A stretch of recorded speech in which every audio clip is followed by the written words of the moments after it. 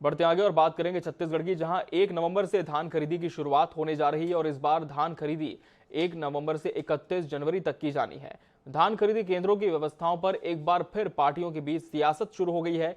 एक तरफ राज्य सरकार लगातार धान खरीदी की व्यवस्थाओं के दावे करते नजर आ रही है, तो वहीं दूसरी तरफ विपक्ष धान खरीदी केंद्रों की व्यवस्थाओं पर सवाल खड़े करते नजर आ रहा है। धान खरीदी का समय नजदीक आते आते ही लगातार इस मुद्दे पर सियासी बवाल मचता ही है। इस बार धान खरीदी की अंतिम तिथि 31 जनवरी रखी गई है। धान खरीदी केंद्रों में व्यवस्थाओं को लेकर अब विपक्ष सरकार को आड़े हाथों लेता नजर आ रहा है। विपक्ष का आरोप है कि सरकार ने धान खरीदी का ऐलान तो कर दिया है, लेकिन अब तक केंद्रों में धान खरीदी की कोई व्यवस्था नहीं की गई है। मैं समझता हूं पर्याप्त अवसर इस साल था कि बोरी, नाप तौल और बाकी जो व्यवस्था करनी चाहिए, इतने पर्याप्त समय में व्यवस्था हो जानी चाहिए। इस समय बारिश भी हुई है, किसानों का धान भीगा हुआ भी है और कई किसानों का नुकसान भी हुआ है, लेकिन सरकार के द्वारा सर्वे जो कराई जानी चाहिए, सर्वे नहीं कराई गई है। धान को लेने में आनाकानी न करे तो मैं समझता हूं किसानों को लाभ होगा, और यदि ये नौटंकी शुरू करेंगे तो निश्चित रूप से किसानों को इसकी क्षति होगी और जिसके भरपाई करना संभव नहीं होगा। विपक्ष के आरोपों पर मुख्यमंत्री भूपेश बघेल का बयान सामने आया। उन्होंने विपक्ष पर पलटवार करते हुए कहा कि जब किसानों ने कांग्रेस को अपनी चिंता करने के लिए चुना है, तो विपक्ष को उनकी चिंता करने की कोई जरूरत नहीं है।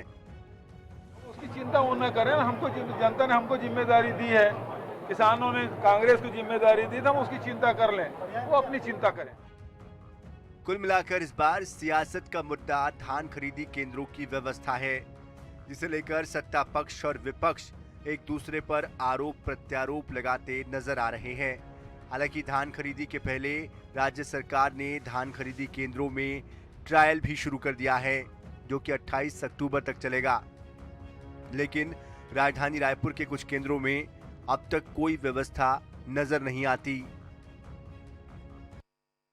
राज्य में 1 नवंबर से धान खरीदी जो है वो शुरू होने जा रही है। वहीं उसको लेकर के अब ट्रायल रन 3 दिनों का चलाया जाना था, जिसके चलते धान खरीदी केंद्रों में जो है पुराने बारदाने पे खरीदी होनी थी, लेकिन यहाँ पर जो धान खरीदी केंद्र है उस पर जो है ताले लगे हुए हैं। आप देख पा रहे हैं यहाँ पर कोई भी मौजूद नहीं है और ट्रायल रन जो चलना था उसके तहत कोई भी कर्मचारी नहीं, और ट्रायल रन जो है वो पूरी तरीके से यहाँ पर प्रभावित नजर आ रहा है। कोई भी मौके पर नहीं होने की वजह से ट्रायल रन की प्रक्रिया जो है वो यहाँ धान खरीदी केंद्र में नहीं की जा रही है।